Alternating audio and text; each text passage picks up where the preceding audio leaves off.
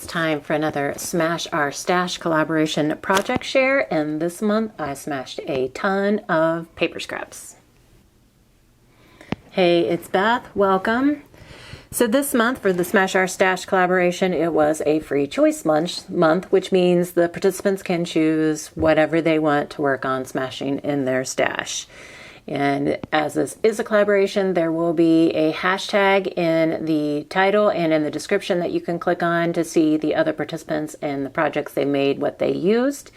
And if for some reason the hashtag brings in some weird results, you can select to search for hashtag only, and it refines the search a little bit better. But this month, since it was free choice, sometimes the free choice months can be hard because you may not be able to narrow down what you want to work on. But this month I pretty much knew I wanted to focus on scraps because they've gotten better since last year, but they're still out of hand and I wanted to try and rein them in a little bit. So I did a bunch of things with scraps. One of the first things I did is I went through my multi-colored bag of scraps. So it's papers that have like several different colors on them. I went through those and pulled them out and then went through all of my other colored scraps and tried to find ones that coordinated. And so I'm not yet through that bag of colored scraps, but I am down quite a bit and I'm hoping to get through that bag the rest of this month. But that just kind of helped give me a starting point and then allowed me to use up colors, from several other different scrap bags. So I did get to do some scrapbook pages, so I was excited about that because that helps me achieve my scrapbooking goal for each month. And this is, I think it was an American Crafts paper that had the houses, and it's actually a fall paper, but I just used the side that had the houses, and then there was another coordinating solid piece that went with it that was kind of like this mint green. And so then I just kind of went through my scrap stash and tried to find kind of like, I don't know, maybe I was looking for peaches or whites that worked with the colors in this paper with the houses. So each of my scrapbook pages has like a different peachy patterned scrap. And then I did bring in I used some scraps to punch some hearts to kind of help. And then all of the embellishments were already like from my stash. So either they were die cuts that I've done in the past from scraps, or this was I cut down from the back of a Dollar Tree calendar, I think. But it just says home, the story of who we are, and a collection of all the things we love. And so you can tell I used, and then also in April, my Facebook group that I have for Crafting with Bourbon Creek, the challenge was to use stencils. And so I brought in a stencil and some ink and just created kind of like a little polka dot pattern to kind of help ground my layout here in the center. So again, same thing, just different peach and different embellishments. So that used up scraps and other embellishments from my stash. This time I really just used items or papers from my multicolored bag because these all came in the same pack. I believe it was a Lawn Fawn or Simon Says stamp. I don't remember. But so they all came from the same collection, and so I used those together. And then the hearts were from a different paper, different line, but they kind of worked. And then this rainbow scrap was random as well. So I just kind of made this kind of like a rainbow focused. And then I did ink the edges of everything to kind of help tie it all together.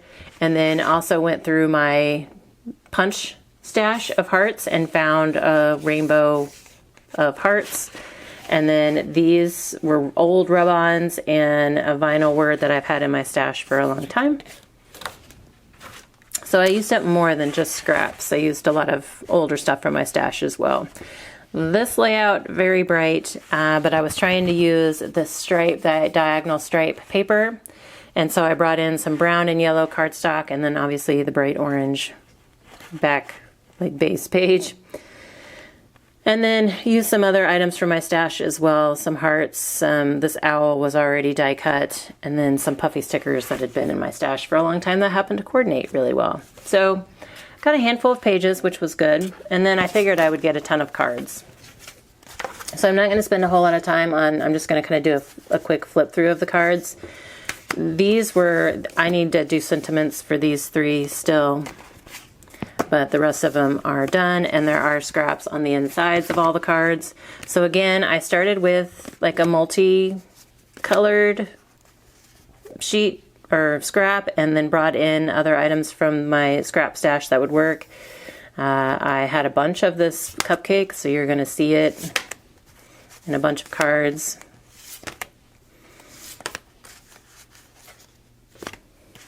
So this, I don't remember how many cards I have. I have like maybe 30. Just kind of a variety.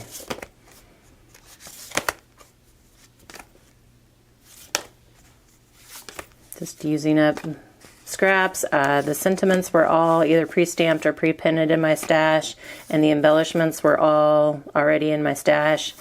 This I've had forever, and it's hard to use, that lime green, so I made it work here. This was a stamped image that was already in my stash that I just colored. So bunch of cards that are done and ready to go. And then when I was going through my solid color scraps to find things that worked with the patterned or the multicolored scraps, I tried to separate things into like groups. Like anything that was tiny that I could still maybe punch or die cut out of went into this bin. So this is a project that still needs to be tackled. If I could get a decent size square out of them, I made corner bookmarks, and if there were strips, there were tons of strips. I pulled those in to do regular bookmarks. So the corner bookmarks, you just need a square, and I've done videos on both of these types of bookmarks in the past below, so I'll try and find those and link them. But you just kind of, it's a matter of folding and cutting off certain pieces to get kind of a square that fits over the corner of a page. And I use these when I ship my orders, like my online orders. I use this to hold the paperwork together with the order. So if someone, you know, realizes that it could be a bookmark, then they can continue to use it. Otherwise, if it gets tossed, you know, didn't require a lot of effort or products on my part. So I have a bunch of these. Like I said, anything that could have been a square. So a bunch of those. And then if they were strips, I either glued them onto like chipboard backing pieces that I had, or I glued them, if they were a thicker cardstock type pattern paper, I glued them, and had multiples, I would just kind of glue them to themselves. So these are all glued on. I keep the backs of like my paper pads, 6x6, 12x12s, whatever, that have a white side to them, like a solid white side. And then I just glue these on. You can see that that's what I've done here.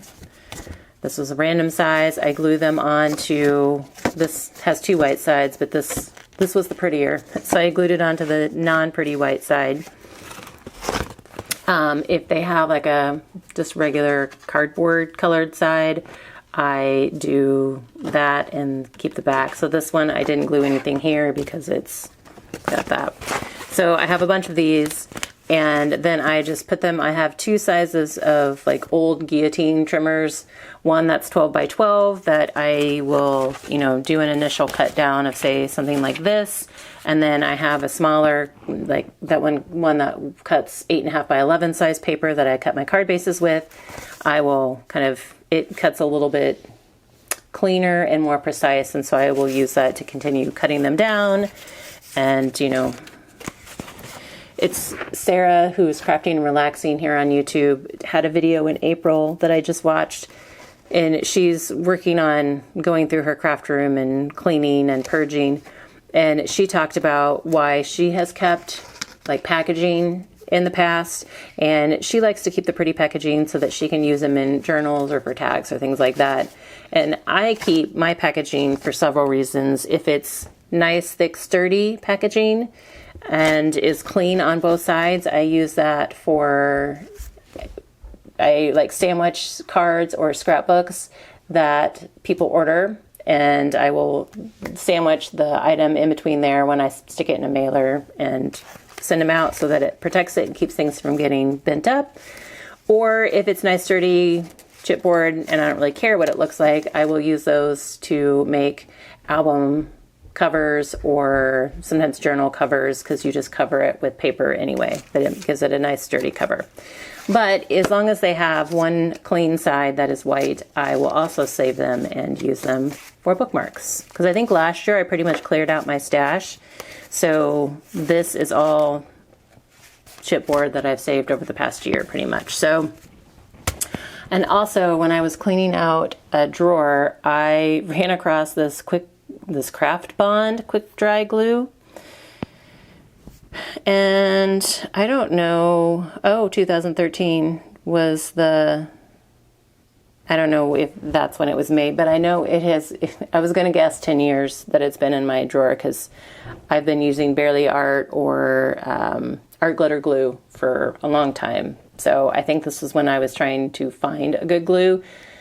And so yeah, but this worked perfect for, I use this to add glue to the back of my paper and then put it down and then burnish it really well with a bone folder to kind of squish out and level out all the glue so you don't get the bumps or the ridges from the glue. So this is perfect for that, because then I'm not using, you know, the fine tip and wasting my good glue. So I used up, my focus was scrap paper, but I used up some random glue in my stash. I used up die cut embellishments that I had in my stash, pre-made sentiments, chipboard. So this was a good month. Now some of these aren't finished, and next month for Smash Our Stash, I believe it is unfinished projects or projects in process. So you're probably going to see these again, finished, decorated up with tassels. So that's how I'm going to handle those, but I feel good, got a lot used up. Be sure to check that hashtag to see what the other participants made, what they focused on this month. It's always fun to see what everybody's different focus is on the free months. A lot of times you may not see the same thing more than once. But I do thank you guys so much for your time today, and I hope you all have a very crafty day.